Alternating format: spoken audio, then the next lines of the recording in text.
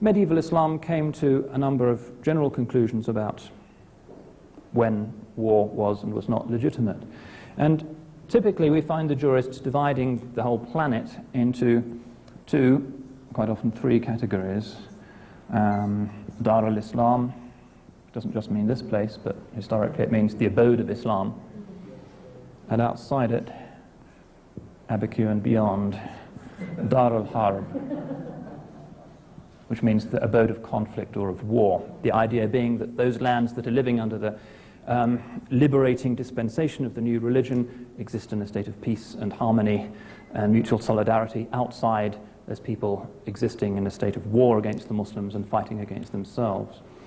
So this kind of almost Manichaean division of the world was normal for the medieval Muslim mind, but very often we find, particularly in the Shafi'i school of law, a third category added,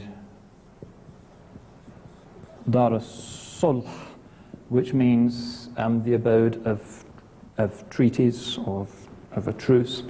In other words, those non-Muslim polities that exist in a stable, mutually beneficial truce relationship with the Muslim world. Excuse me, how do you spell those last two? Harb, H-A-R-B, S-U-L-H, yeah. This is the classic Muslim frame for how the planet is divided up. Now, a region can lose its status as Dar al Islam for two reasons. Firstly, if its Muslim community is oppressed. In other words, if neighbors have invaded it and they don't let you give the call to prayer, it's no longer Dar al Islam, it's Dar al Harb. And also the jurists say if its non-Muslim minorities are oppressed. So Dar al Islam is the abode of peace, not just for the Muslims, but for the other protected communities. And it's interesting to recall that the Muslims were actually invited into Spain when they invaded in, I think, 711 by the Jewish community, because the Jewish community knew that Muslims would treat them more tolerantly than their Christian rulers. And medieval Muslim jurists in Spain, such as Ibn Hazm, say that it's actually an obligation of Muslims, if Jews are oppressed in a neighboring Christian country, to declare war on that country. That's there in Ibn Hazm. Do you know the first misuse of the term jihad in the Western press? How did it start becoming? I mean, I know through the 80s especially, but is there any...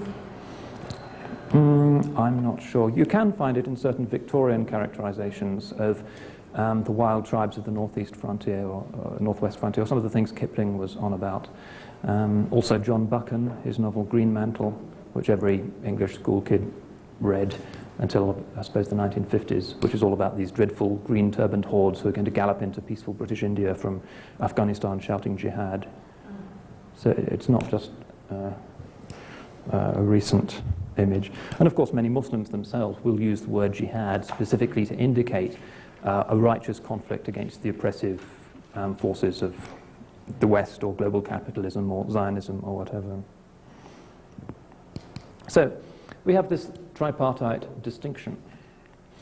Having made this distinction, the jurists also go on, and again this is effectively a first, to discuss the moral permissibility of certain types of weapons. Almost all of the classical manuals on Islamic warfare talk about this. There's no argument about the legitimacy of using swords and arrows and mangonels, these giant catapults they used to use, but they do have interesting arguments about whether it's proper for the believing community to drown an enemy by bursting a dam, for instance. And many of them will say, no, you can't actually do that. It's not fair. It's not honorable. Remember, all of this comes out of the concept of honor, which frames so much of the ethos of early Islam. Similarly, they say, can you burn an enemy? Can you set light to their fortress instead of besieging them for a couple of years? And on that issue, there's actually a hadith where the Prophet says, "Umirtu alla uhriqa an-nas bin nar." I have been commanded not to burn people with fire. One of the reasons why the Muslims didn't take Constantinople under the Caliph Muawiyah, and if they had, the consequences for world history would have been fairly gigantic, was that the Byzantines were using this naphtha-based Greek fire, which could fire at them from a distance. And the evidence suggests that Muslims didn't know how to produce this stuff. but because of this idea that this wasn't really an honorable or a decent way of fighting, it wasn't used. Also, you'll find Muslims who believe in nuclear disarmament will use this hadith. You know, the Prophet believed in marking your man, looking him in the eye, hand-to-hand, honorable conflict, and push-button mass murder is simply outside the ethos of jihad. Other issues taken almost at random: you're not allowed to mutilate enemy corpses. Similarly, they all say that you're not allowed to use a catapult to shoot the severed heads of the enemy into the enemy's camp, and so on. I need to think of what happened. It is necessary to write these up. I know. It's in the classical manuals of Islamic law. It's something you can't do. Yeah. Come up before or after the Crusaders were lobbing the disease heads at the Muslims? Because they used to get the people that died of disease. Yeah, it's before that. Before it? Yeah. Other issues of interest, both for historical interest and in order to take apart this nasty stereotype of what jihad means.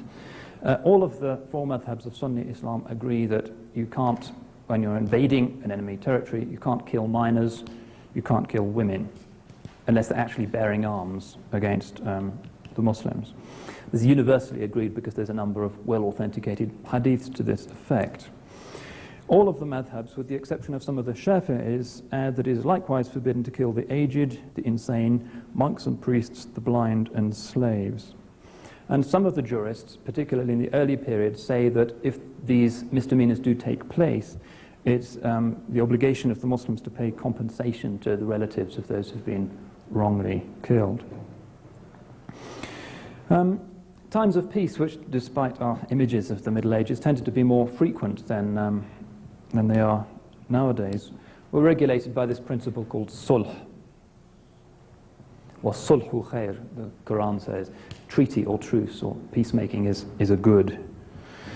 And again, we find some interesting principles in Islamic jurisprudence. The idea that there can and should be treaties.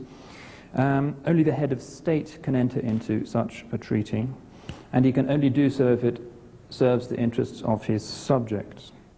And the justification for this is a Quranic justification. It's in Surah 8, verse 61, which says, "And if they incline to peace, then incline thou towards it also." Also, the example of the Prophet. You've just been hearing about his life, and one of the turning points of his career was the Treaty of Hudaybiyyah, which he concluded with the unbelievers of Mecca. There's only one significant dissenter here, Ibn Hazm, a literalist from Cordoba, who believed that any kind of treaty deal with unbelievers is illegitimate, and that the hadith about Hudaybiyah has actually been abrogated. But he's a lone voice, and overwhelmingly the tradition says, yeah, treaties are valid. And this ruling is still invoked. 4 or 5 years ago, the then Chief Mufti, senior religious scholar of Saudi Arabia, Abdul Aziz bin Baz, issued a fatwa, religious judgment, to the effect that the Oslo peace accords with Israel are valid, legitimate and binding upon the Muslims. And he uses this proof text. I've seen the copy of his fatwa, and he begins it with these words, "And if they incline to peace, then incline thou towards it also." Of course, not all Muslims agree with his ruling, pointing out that there's no clear moral justification for a treaty that leaves an aggressor in possession of Muslim lands that they've conquered by force. According to the Hanafis, who represent most Muslims, a treaty can have no sell-by date. It can extend indefinitely. The other madhabs insist that no sulh arrangement can run for more than 10 years, although it can be renewed. Finally, the jurists discuss the question of the status of non-Muslims living in territory subject to the Muslim state. And I mentioned that these people can be citizens of Dar al Islam. And this status is regulated by the rules known as dhimma. The word simply means protection. Non-Muslims become citizens of an Islamic state if they agree to pay a special tax known as Jiziya. And it's really not clear from the annals how much was levied. We know for sure that it was much less than the taxes that the Byzantines were levying in order to support their heavy feudal cavalry. And one of the explanations for the speed and the permanence of the early Islamic conquest is simply that it represented tax breaks for the local populations. So the people of Dhimma pay the jizya, but of course they don't pay the zakat. The zakat is exclusively a tax upon Muslims. The people of... Sorry. Is that any non-Muslim, or is it only Christians? Classically, it means Ahlal Kitab, which means people of the book, which the medieval jurists assumed meant Christians and Jews. After a period of time, Zoroastrians were added, because, of course, basically all of the Zoroastrians in the world now lived in the Muslim caliphate. Although they didn't have the same status. For instance, Muslim men were never allowed to marry Zoroastrian women, whereas they could marry Christian and Jewish women. But the Zoroastrians were, in practice, added to this category. And frequently under Muslim rule in India, you find dhimmi status de facto extended to Hindus and Buddhists as well. Now, over the course of the 20th century, under pressure both originally from Western colonial administrations and then from secularized national elites, this classical theory of jihad has undergone further modification. In fact, it represents quite an interesting case study in the adaptability of the Sharia to modern conditions, this question of ijtihad that we were looking at on Sunday, the alleged immutability of Islamic law. Attitudes to the jihad for the recovery of Palestine are a good case in point.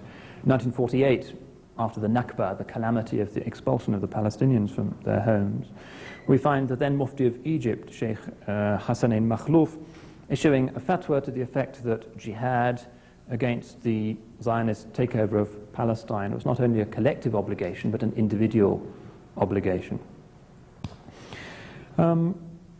Makhlouf clearly in his fatwa is bowing to a certain degree of pressure from the Arab League governments, because he states that jihad only can be fought under the auspices of the Arab League governments. Subsequent fatwas coming from Egypt and elsewhere agree that Muslims have to cooperate in order to reintegrate Palestine into Dar al Islam, multi-confessional society, but ultimately under Muslim control. But in 1977, we find a very different fatwa coming from the Islamic Research Academy in Cairo. And this fatwa amends the previous position by stating that jihad now aims at re-establishing Muslim control over the territories lost during the 1967 war. Again, probably a certain amount of political pressure here, reflecting the Egyptian government thinking at that time.